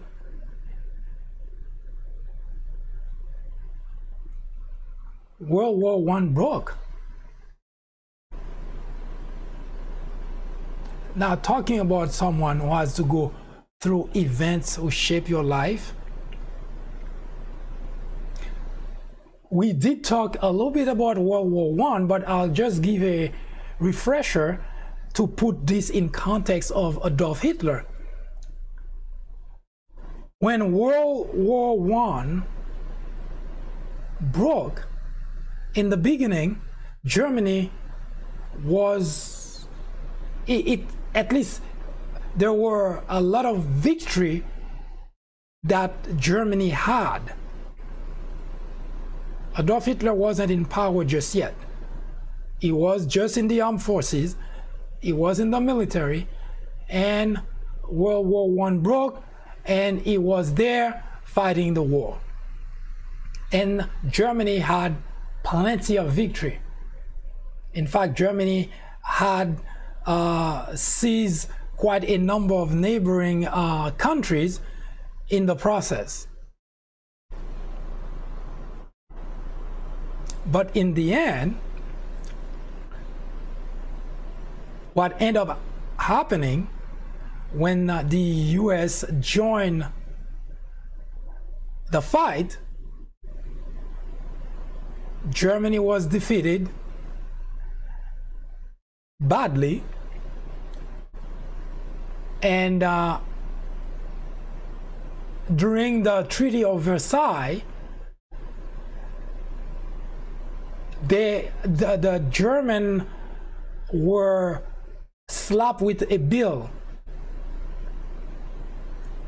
reparation bill. So they had to pay war reparation to all the countries. Not only had to return those countries back to their rightful owners, but at the same time he had to pay war reparation fee. So the country that Germany went into and to occupy, of course, Germany caused a lot of damages to those countries. So the Treaty of Versailles said that Germany, for what you have done, here's a bill that you have to pay. You have to pay everybody that you have caused harm to.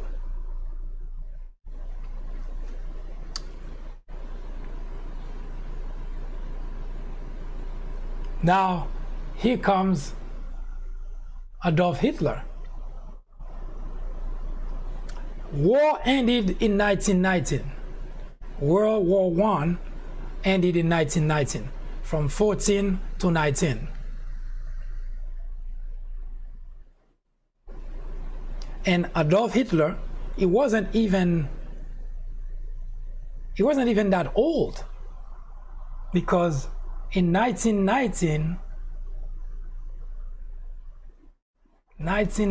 Adolf Hitler was just 20 years old. So in 1919, that was the end of World War I. And Germany in the end lost and was forced to pay reparation fees, war reparation fees.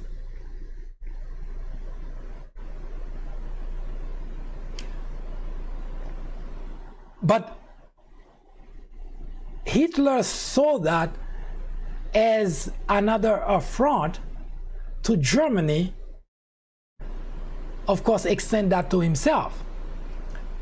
And the reason Hitler felt that way is because he remembered the struggle that he went through, the struggle that he had to go through, and now he finally joined an organization where he could make a difference, which he thought he was when Germany went to war. And at first glance it seemed like that, because by conquering other countries that had, I guess, better way of life, so that would translate into better way of life for at least the soldiers.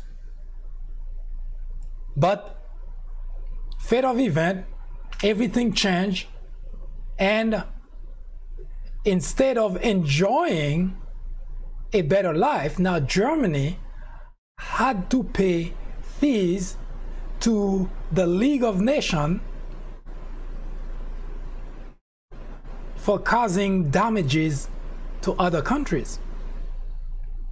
Of course, Germany was doing that, but Hitler wasn't happy.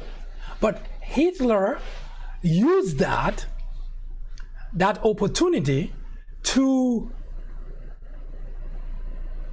rally a number of other dissenters, because as nationalists, they felt it was wrong for Germany to have to pay anything. It's war, you lost, you lost.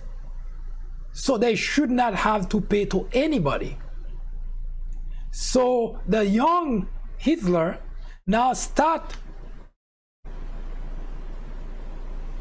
spreading this movement that Germany should not be paying to anyone. And it seems that it's a message that resonated to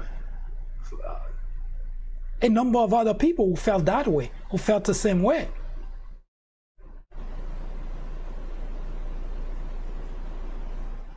So Adolf transferred the anger, used the military training he just got and the experience of World War I, and figured, you know what, that government that we have in power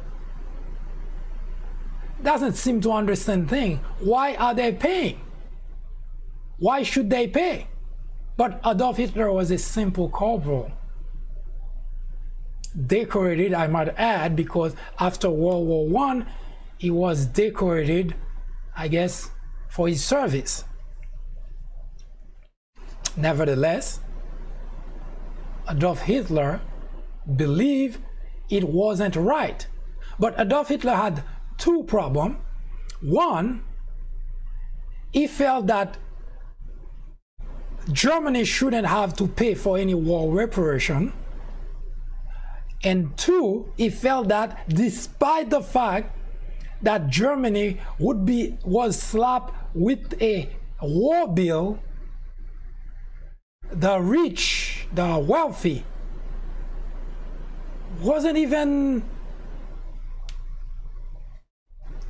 impacted by it, because they didn't have to pay anything to the government.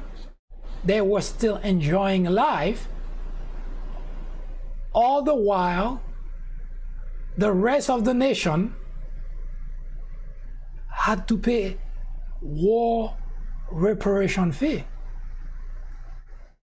That didn't sit well with Adolf Hitler. Perfect opportunity. Anger, struggle, misery, military training, experience at war. Great combination. But his mind was very far from what he had in mind. He wanted, at that point, after, I guess, many years of, I should say, couple of years of trying to evangelize whoever lent him their ears about the fact that Germany shouldn't be humiliated that way. And to sweeten the pot for him, Mr. Hitler was appointed the leader of the NSDAP party, which is a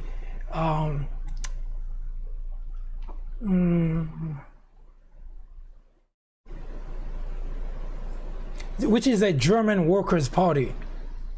He was appointed the leader of the party. That's after the war, of course.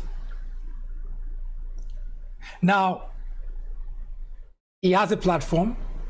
He's angry. He doesn't accept the fact that the German government willingly, without any fight, accepted to pay the fine. He felt that the country was being humiliated, so he tried to mobilize other people who felt the same way in order to take hold of the government. In other words, he wanted to overthrow the government in power.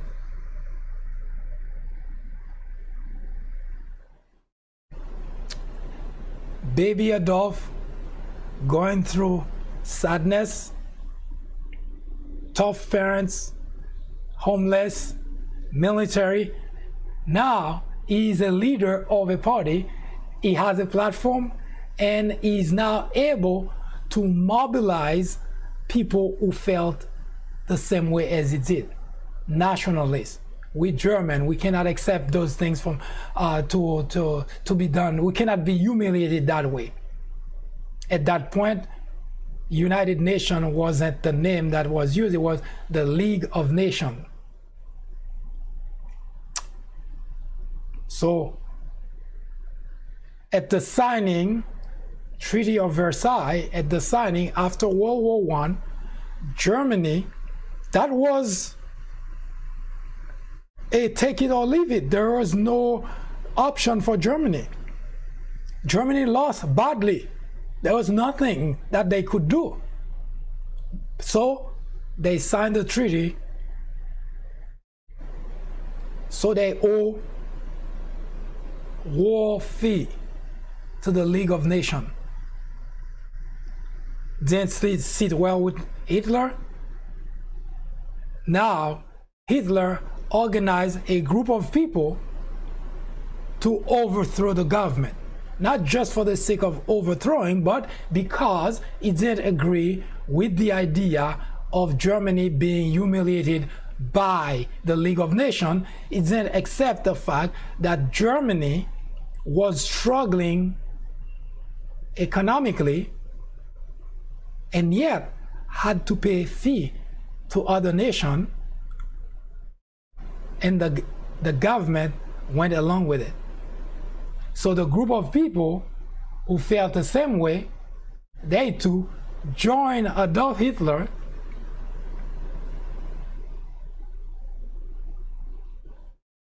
in 1923.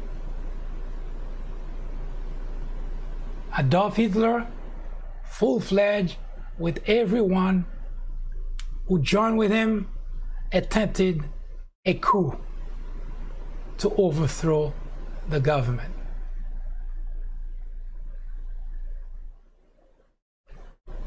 Here is the making of Adolf Hitler up to this point. So Adolf Hitler, just a couple of years ago, was a soldier in World War I for Germany, came back and was decorated, and later became the leader of the Workers' Party.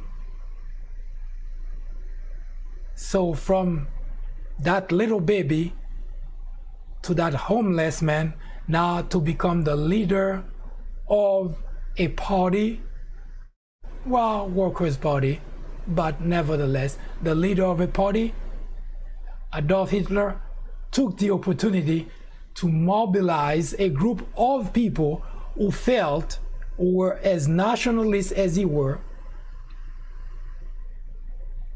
and they went with a plan to overthrow the German government.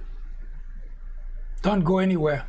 We'll be right back to discuss Adolf Hitler now as the leader of the revolution in Germany. In 1996, a small network by the name of Fox News was launched with just 17 million viewers. Today, with over 100 million people watching regularly, Fox has become the greatest threat to our democracy, constantly bombarding the airwaves with false information, distortion of facts, and outright lies, presenting to its audience as news. Fox has created an army of blissful ignorance. According to a recent survey, 82% of Fox viewers are ignorant of facts and the truth. To keep millions of people in ignorance not only prevents democracy from flourishing, but it also clears the path to authoritarianism, to dictatorship. Martin Luther King Jr. said,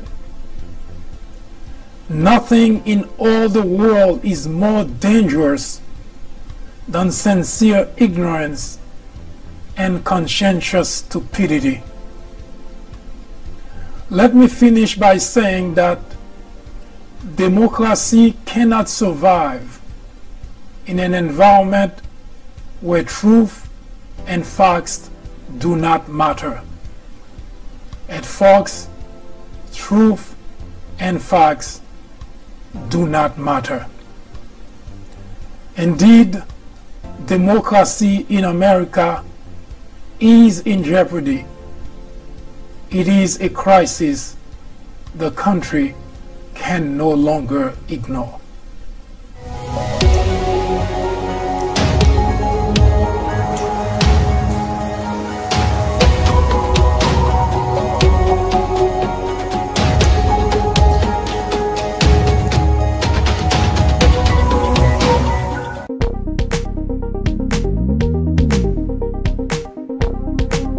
Join me here on the fourth branch at 10:30 a.m.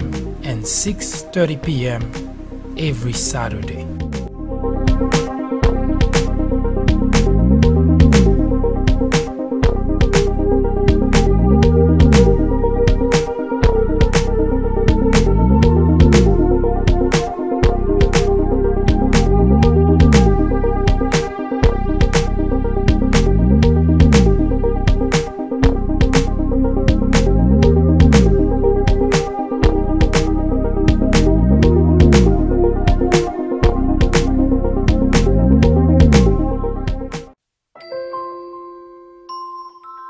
After reading several books based on presidents and on Obama specifically, I found that they're typically partisan.